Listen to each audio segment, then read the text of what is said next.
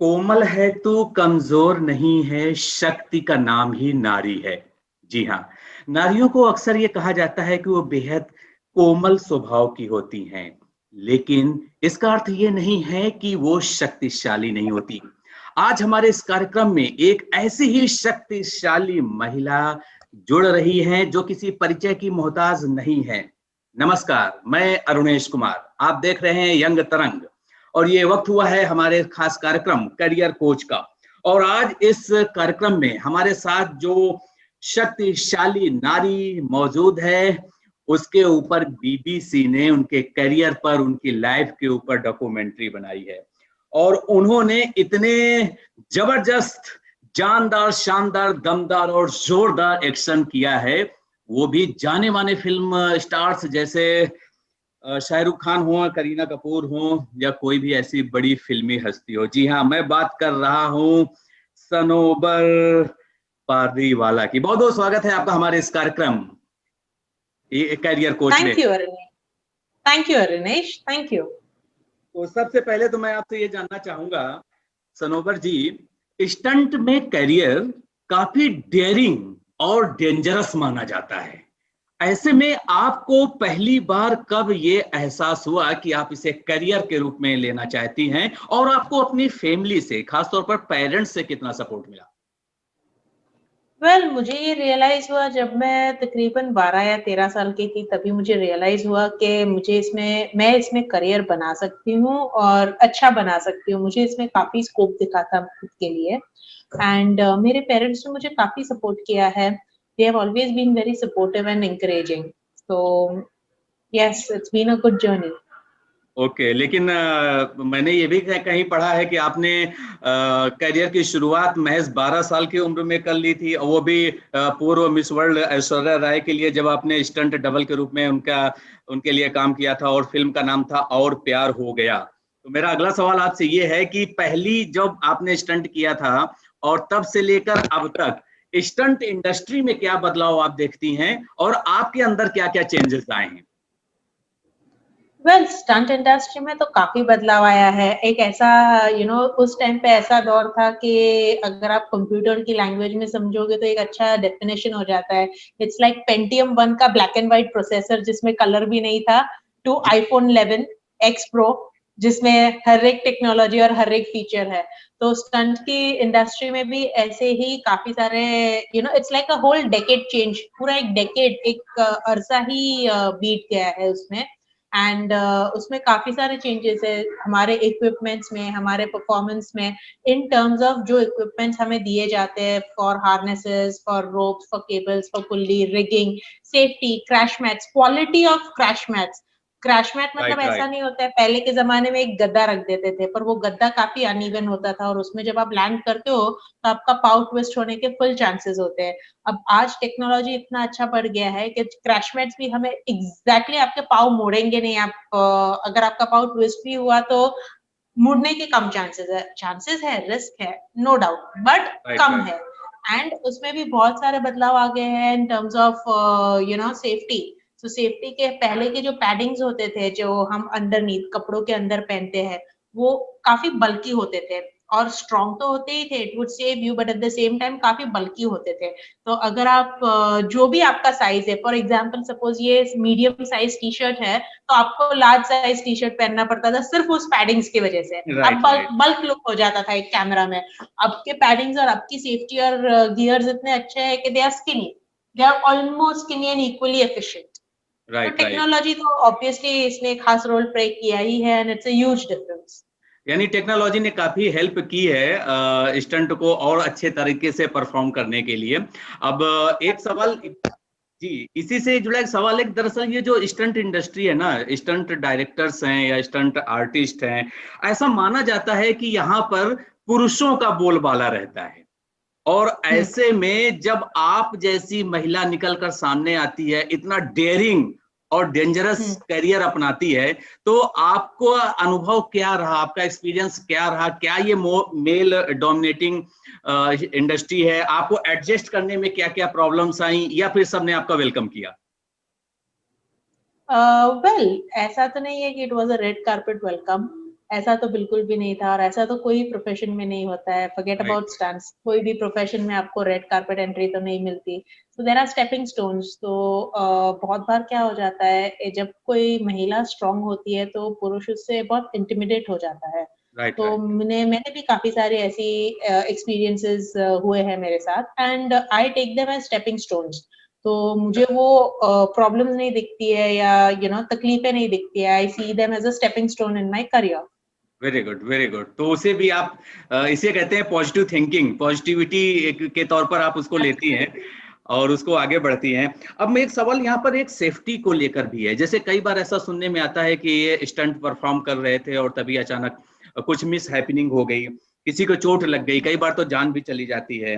ऐसे में आपके ओपिनियन से, हालांकि आजकल टेक्नोलॉजी इतनी एडवांस हो गई है और प्रोड्यूसर्स भी ऐसे आ गए हैं जो पूरी सेफ्टी गाइडलाइंस को फॉलो करते हैं, लेकिन फिर भी कोई स्टैंडर्ड मैकेनिज्म सेफ्टी और सिक्योरिटी को लेकर होना चाहिए या नहीं, इस पर आपके क्या विचार? ऑफ कोर्स एक स्टैंडर्ड मैकेनिज्म तो होना ही चाहिए और अब तो होता ही है। ऐसा नहीं कि नहीं है। So there is a definite standard mechanism और आजकल क्या हो गया है, safety is number one priority. पहले safety was the least option considered. जब आप राइट, स्टंट्स राइट। परफॉर्म करते थे आज से 20 साल पहले, safety was not at option ही नहीं था। धीरे धीरे सेफ्टी नाम की कोई चीज आने लगी यानी और आप अपने आज रिस्क के ऊपर ऐसा है स्टंट कि परफॉर्म सेफ्टी कर रहे हैं। बिकम्स द, हाँ हाँ टोटली आपके रिस्क के ऊपर, आपके नॉलेज के ऊपर। आपको ठीक लग रहा है, नहीं ठीक लग रहा है, फिर भी आप वो परफॉर्म कर रहे हो। और आज ऐसा हो गया है कि हर एक स्टंट में safety is the number one priority. First safety, safety के नीचे कम्स एवरीथिंग एल्स। बिल्कुल, तो सेफ्टी को लेकर कोई कंप्रोमाइज करना भी नहीं चाहिए, क्योंकि आप लोग बिल्कुल, मुझे लगता है कि एक जो टीवी में आता है खतरों के खिलाड़ी, वो दरअसल सिर्फ स्क्रिप्टेड शो है। असली खतरों के खिलाड़ी तो आप जैसे स्टंट आर्टिस्ट हैं जो सच में खतरों से खेलते हैं। ऐसे में सेफ्टी और सिक्योरिटी को लेकर किसी तरह का कंप्रोमाइज नहीं होना चाहिए। अब मैं आगे बढ़ता हूं, अगला सवाल जो मेरा है आपसे, वो है कोरोना संकट को लेकर। आपने देखा ही है कि कोरोना संकट के कारण लंबे समय तक, बल्कि पिछले 3 से 6 महीने तक फिल्मों की शूटिंग बंद रही। ऐसे में जाहिर सी बात है, जो स्टंट आर्टिस्ट हैं, स्टंट डायरेक्टर्स हैं, उनको काम भी नहीं मिला। तो आपको क्या लगता है कि इस कोरोना संकट का स्टंट आर्टिस्ट के ऊपर क्या प्रभाव पड़ा, और इससे कैसे निपटना चाहिए, कैसे इससे उबरना चाहिए? वेल आई विश ये सवाल आप मुझे कोरोना पीरियड जो था उसके बीच में पूछते थे या इससे पहले जब शुरू हुआ तब पूछते थे, तो I think it would have been a better guidance. लेकिन यस, हर एक इंसान की तरह और हर एक प्रोफेशनल की तरह स्टंट आर्टिस्ट को भी काफी फर्क पड़ा है, सिंपली बिकॉज जॉब्स नहीं है। बहुत लोग, कई लोग यहाँ बॉम्बे में आउट ऑफ, हर एक इंसान बॉम्बे में रहता नहीं है, तो सब many people are paying rents, तो वो राइट, राइट, अफोर्डेबल नहीं हो जाता है। They have families to look after and this is their main bread and butter. तो राइट, इससे काफी लोगों को तकलीफ भी पहुंची है और बहुत सारा नुकसान हुआ है। जैसे पूरे हिंदुस्तान का हुआ है वैसे ऑब्वियसली फिल्म इंडस्ट्री में भी कई सारे वर्कर्स का, कई सारे फ्रीलांसर्स, प्रोफेशनल्स, जितना बॉलीवुड इंडस्ट्री है सबको हुआ है, इंक्लूडिंग प्रोड्यूसर्स।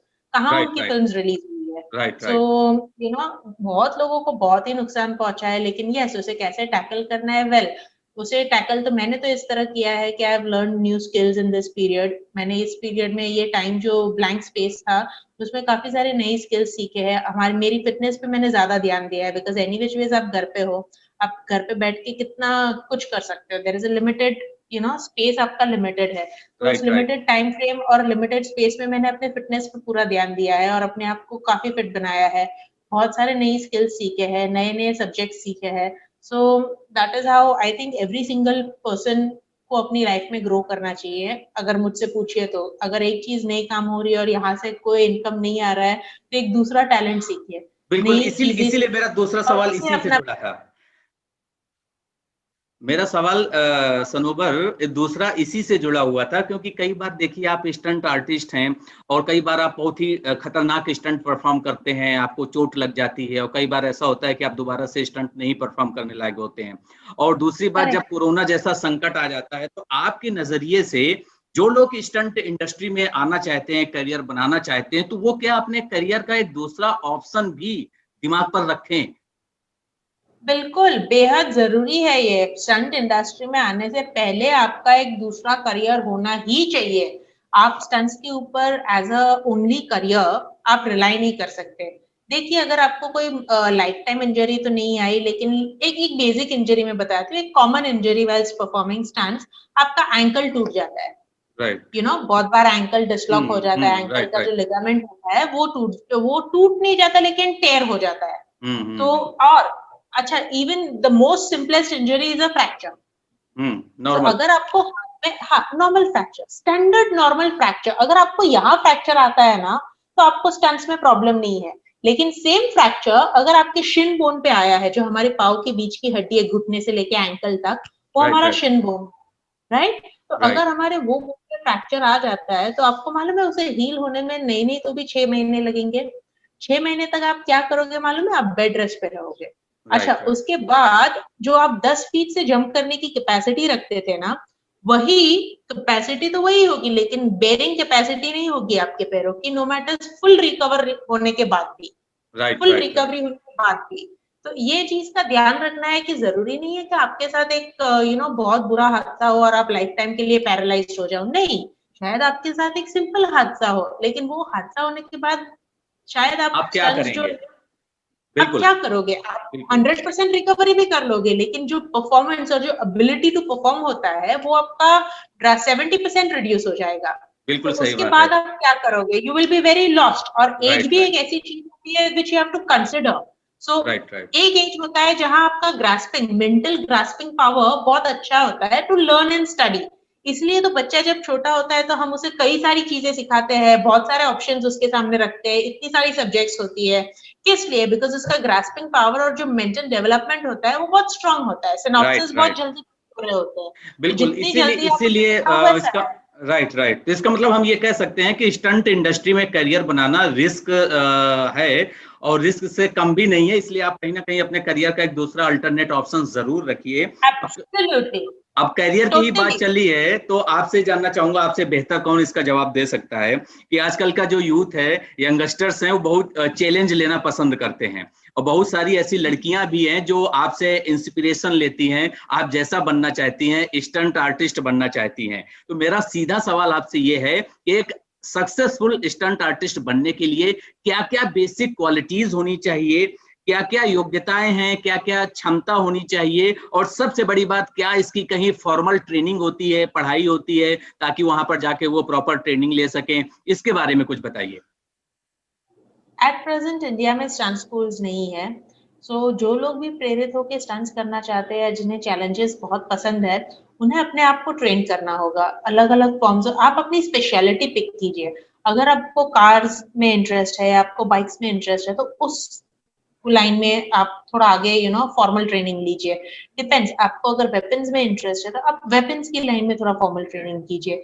अगर आपको वाटर से इंटरेस्ट है तो आप वाटर की लाइन में थोड़ा फॉर्मल ट्रेनिंग कीजिए। तो स्टंट्स में भी सेवरल कैटेगरीज होती है, it's not just one category for all. तो राइट राइट। देखिए कि आपका स्ट्रेंथ किस कैटेगरी में है। आपका सबसे ज्यादा स्ट्रेंथ फाइटिंग में है, जंप्स में है, फॉल्स में है, किस चीज में आपका सबसे ज्यादा स्ट्रेंथ है? आप उसे अपना मेन स्ट्रेंथ कीजिए और बाकी चीजों को आप लर्न कीजिए, लेकिन एट द सेम टाइम एक आपका कोर स्ट्रेंथ होना चाहिए, आपकी स्पेशलिटी होनी चाहिए, because that is a very good factor right in right. Performing.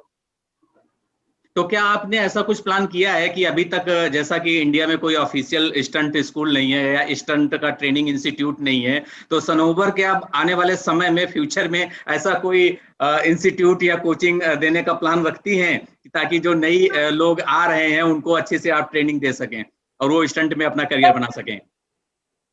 Future वो आपको फ्यूचर में ही पता चलेगा। हाँ, इसीलिए कहा कि आपने इस बारे में कुछ सोचा है या आप फ्यूचर में ऐसा कुछ प्लान करके चल रही है कि हाँ हम एक इंडिया की पहली स्टंट इंस्टीट्यूट जो है ओपन करेंगे जहां पर प्रॉपर ट्रेनिंग दी जाएगी, चाहे वो हवा से जुड़े हुए स्टंट हो, जमीन से जुड़े हुए हो, पानी के अंदर जो स्टंट किए जाते हैं। आपने तो हर तरह के स्टंट परफॉर्म किए हैं। और एक बात मैंने और भी नोटिस की है कि आपने लगभग 18 साल की उम्र में, यानी टीन एजर्स में ही स्कूबा डाइविंग सीख ली, पैराग्लाइडिंग भी सीख ली, किक बॉक्सिंग, कुंग फू, सब कुछ तो आपने सीखा हुआ है और कराटे में भी ब्लैक बेल्ट हैं। तो एक नॉर्मल जो यूथ है वो जानना चाहता है कि अगर मुझे स्टंट इंडस्ट्री में जाना है तो क्या मुझे इतना कुछ सीखना पड़ेगा तब मैं एक अच्छा स्टंट आर्टिस्ट बन पाऊंगा? इसके बारे में आपका क्या कहना है? ऑफ कोर्स, आज अगर आपको बैंकिंग एंड फाइनेंस में जाना है तो एटलीस्ट आपको उसमें एक एमबीए या फाइनेंशियल डिग्री चाहिए, right? Right. So same is with stunts, same is with stunts. आप जस्ट बिकॉज आपको डेंजर पसंद है या आपके हार्ट के अंदर जो एक एड्रेनलिन रश होता है जस्ट बिफोर परफॉर्मेंस, वो रश आपको पसंद है इसलिए आप परफॉर्म करना चाहते हो, तो इसका मतलब ये नहीं कि आप कर लोगे। ये बहुत बड़ी बेवकूफी होगी अगर आप अपने आप को ट्रेन नहीं करो और स्टंट्स परफॉर्म करने जाओ। ये सबसे बड़ी बेवकूफी होगी। There is a thin line, एक बहुत ही एक पतली लाइन है जिसमें बीइंग स्टूपिड कहा जाता है और बीइंग क्रेजी कहा जाता है। तो राइट आप राइट क्रेजी हो सकते हो लेकिन स्टूपिड नहीं हो सकते। Right so right right obviously अगर आपको तैरना आता नहीं है लेकिन आपको पानी बहुत पसंद है, तो इसका मतलब ये तो नहीं है ना कि आप सीधा समुद्र में कूद जाओगे राइट राइट। वैसे तैरने आपने के हर लिए। तरह के स्टंट किए हैं, आपने अंडर वाटर स्टंट भी किए हैं, बाइक के इतने सारे स्टंट किए हैं, और मैं कहीं पढ़ रहा था कि आपने हवाई जहाज के ऊपर भी बैंग बैंग मूवी में जो काफी अच्छा स्टंट किया है। तो आपके अकॉर्डिंग कौन सा स्टंट परफॉर्म करना ज्यादा टफ होता है या ज्यादा हमें सेफ्टी की जरूरत होती है, अंडर वाटर में या जमीन पर या फिर जो एयर पे होता है, किस अंडर पे ज्यादा वाटर टफ, और एयर वो ज्यादा टफ होता है? बहुत टफ होता है। It is actually very tough and highly risky. It's like a 99% risk factor over here because under water में आपको 1 सेकंड लेट भी ऑक्सीजन मिल रहा तो आप पूरे पानी आपके लंग्स में जा सकता है। और राइट राइट काफी सारे लोगों को डिकम्प्रेस्ड एयर सूट नहीं होती है। तो बहुत सारी चीजें हैं अंडर वाटर स्टंट्स में, बहुत फैक्टर्स माने जाते हैं। और जब आप पूरी नॉर्मली अगर आपको 1 मिनट के लिए मैं सांस रोकने बोलूं और तो आप पहली मिनट में तो एक बार शायद रोक ही लोगे, लेकिन फिर मैं आपको वापस करने बोलूं, फिर वापस करने बोलो, then again retake, then again फिर से करने बोलो, तो 10वीं बार अगर आप कर रहे हो तो आप 10 सेकंड से ज्यादा होल्ड नहीं कर पाओगे। राइट राइट क्यों? राइट बिकॉज आपका लंग का कैपेसिटी होता है और आपका बॉडी का एक शारीरिक एनर्जी होता है। तो राइट अगर राइट आप 10 किलोमीटर भी दौड़ के आए हो तो ग्रेट, पहली बार में तो आपने दौड़ लिया, फिर दूसरी तीसरी चौथी बार नॉन स्टॉप तो आप 10 किलोमीटर हर एवरी 4 आवर्स नहीं कर सकते ना। इनफैक्ट 24 घंटे में एक बार करोगे 10 किलोमीटर्स। Right right right. अच्छा, एक तो आपका सेम स्टंट का एसोसिएशन भी है जिसका नाम है मूवी स्टंट आर्टिस्ट एसोसिएशन। इसकी वेबसाइट पर यस। मैंने विजिट किया तो मैंने देखा कि लगभग जो है 580 से ज्यादा जो है स्टंट आर्टिस्ट हैं जो रजिस्टर्ड हैं इस वेबसाइट में, लेकिन महिलाएं महज 15-20 हैं। तो मेरा अगला सवाल जो है, थोड़ा सा आप इसे पर्सनल भी कह सकती हैं, लेकिन अब मैं चाहूंगा कि इसके बारे में एक रफली आइडिया आप जरूर दें। क्या स्टंट आर्टिस्ट के पे स्ट्रक्चर में भी किसी तरह का भेदभाव होता है कि अगर वो महिला पे है स्टंट आर्टिस्ट तो कम होगा और अगर मेल स्टंट आर्टिस्ट है तो ज्यादा होगा? और ये मैं स्ट्रगलिंग के पॉइंट ऑफ व्यू से पूछ रहा हूँ। अभी तो चलो आप सक्सेसफुल हैं, सेलिब्रिटी हैं। Well honestly struggling point of view से भी ना हमारा हमारे इंडस्ट्री में ऐसा नहीं है। हमारे इंडस्ट्री में इट इज प्योरली टैलेंट। तो अगर आप मुझे पूछते हो तो personally I am the India's highest paid stunt artist. So, right and right being a woman, I am the highest paid stunt artist. Talking right right about union rates, तो union rates में भी अगर let's say as a struggling point of perspective से देखते हो, चलिए मेरा professionalism हटा दीजिए, सब कुछ हटा दीजिए और राइट राइट सिंपल एक union rate जो होता है मूवी स्टंट आर्टिस्ट एसोसिएशन का जो रेट है, उसमें भी a woman is paid more than a man. तो यहाँ तो राइट। भेदभाव बिल्कुल ही नहीं है। नहीं, वो मैंने इसलिए सवाल ये भी इसलिए पूछा क्योंकि कई बार ये होता है कि चलिए आज आप सक्सेसफुल हैं, आप सेलिब्रिटी, आपको जो है स्टेटस मिला हुआ है, तो जाहिर सी बात है हर प्रोड्यूसर डायरेक्टर आपको लेना चाहता है और वो आपकी शर्तों के आधार पर आपको लेगा, आपको आपको वैसा पे करेगा। लेकिन जब आप स्ट्रगलिंग डेज में होते हैं, स्टार्टिंग में होते हैं, नए नए होते हैं, तो कई बार ये कहा जाता है नहीं हम आपको इतना पे नहीं करेंगे, भले ही आप टैलेंटेड हैं, भले ही बस उसके माइंड सेट बना हुआ है। और ये जो पे स्ट्रक्चर का विवाद है ये इसलिए भी पुराना है सनोबर, क्योंकि आज भी ऐसा माना जाता है कि मेन स्ट्रीम में जो मूवीज होती हैं उसमें जो हीरोइन को पे किया जाता है वो अक्सर अक्सर हीरो के मुकाबले कम किया जाता है। हालांकि दो चार अपवाद हैं, दीपिका और कंगना को छोड़ दें अगर, लेकिन एक नॉर्मली जो मेंटेलिटी लोगों की बनी हुई है कि काम उतना ही है, मेहनत उतना है, लेकिन फिर भी पेमेंट हीरो का ज्यादा है, हीरोइन का कम है। तो इसी तरीके से मैंने पूछा कि स्टंट के केस में क्या होता है।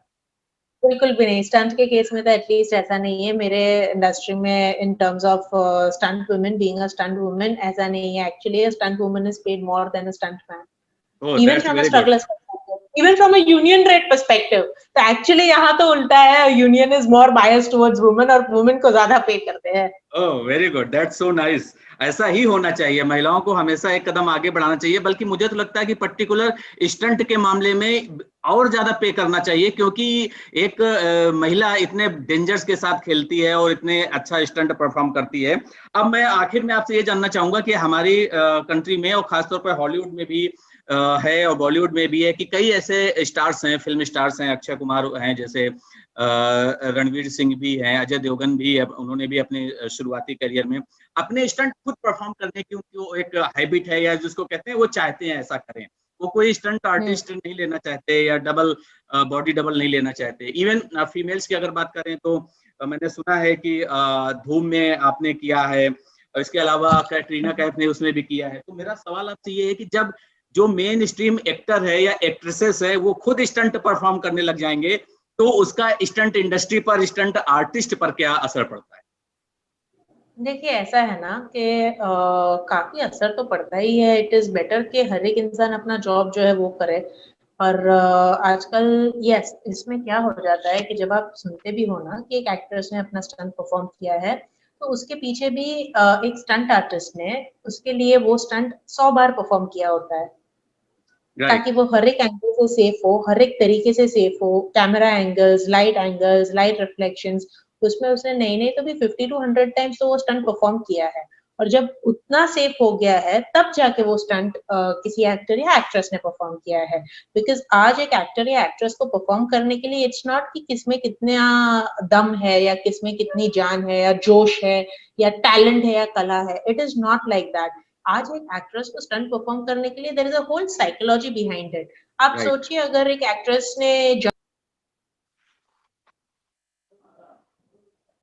आज एक एक्ट्रेस ने स्टंट परफॉर्म किया और बाय मिस्टेक उसका पैर मुड़ गया, या फिर उसका पैर मुड़ नहीं गया लेकिन उसको चोट आ गई या फ्रैक्चर आ गया, तो उसे ठीक होने में एटलीस्ट 2 से 3 महीने जाएंगे। अब बिल्कुल। 2 से 3 महीने में सोचिए प्रोड्यूसर के कितने पैसे कितना लगेंगे, नुकसान होगा। Right right. कितना नुकसान हो गया। 3 महीना उसका फिल्म रुक गया है। अब can you imagine 3 months film रुकना, जी बहुत कितना बड़ी बात लॉस है। हो गया आप सोच सकते हो। पूरा हाँ मतलब हाँ। पूरा प्रोड्यूसर का कितना बड़ा नुकसान हो गया। अनलेस एंड अनटिल कोई बड़ा प्रोडक्शन हाउस हो तो राइट शायद राइट। बर्दाश्त कर ले, लेकिन right right. Even if very big production house फिर भी क्यों बर्दाश्त करेगा, किस लिए? बिल्कुल। तो यानी किस आप लिए इस कोई आप इतना इस बड़ा फेवर में नुकसान नहीं नहीं है कि देगा। जो भी एक्टर या एक्ट्रेसेस हैं, डेयरिंग एक्टर या एक्ट्रेसेस हैं, वो अपने स्टंट खुद करें। नहीं, it's not about me being in favour. In fact producers and directors भी फेवर में नहीं है, क्योंकि उनका बहुत सारा एक इतना बड़ा रिस्क है। पहली बात, आप एक काम, आप कुछ ऐसा करने जा रहे हो जो आपका प्रोफेशन नहीं है। राइट तो राइट। ऐसा है ना कि अगर आपको एक लाइट का बल्ब आपके घर में चले गया हो और आप एक लाइट का बल्ब लगा रहे हो, तो ठीक है आप लगा सकते हो, उसके लिए इलेक्ट्रिशियन बुलाने की जरूरत नहीं है। राइट लेकिन जिस राइट। दिन आपके घर में शॉर्ट सर्किट होगा तो क्या आप खुद फिक्स कर सकते हो? तो हर एक व्यक्ति का जिसका जो काम है वो ये वही करे डिफरेंस तो होता ज्यादा है। अच्छा रहेगा। अच्छा, आप एग्जैक्टली, तो सेलिब्रिटी ये डिफरेंस आ आप जाता है। राइट राइट, आप सेलिब्रिटी फिटनेस ट्रेनर भी हैं, और जाहिर सी बात है अगर आपको स्टंट आर्टिस्ट बनना है तो आपको अपनी फिटनेस पर बहुत ध्यान देना होता है। तो मेरा ऑफ सवाल कोर्स। ये है कि आपको अपनी फिटनेस पर कितना ध्यान देती हैं, कैसे ध्यान देती हैं, फिटनेस बनाए रखने के लिए आप क्या क्या करती हैं, और साथ ही जिन सेलिब्रिटीज की आप फिटनेस ट्रेनर हैं उनको ट्रेनिंग देना कितना आसान या कठिन होता है? वेल, मैं मेरी फिटनेस पे काफी ध्यान देती हूँ। I really love my self, तो मैं अपनी फिटनेस पे बहुत ही ध्यान देती हूँ, बिकॉज वो मेरा ब्रेड एंड बटर है एंड आई लव एक्सरसाइजिंग।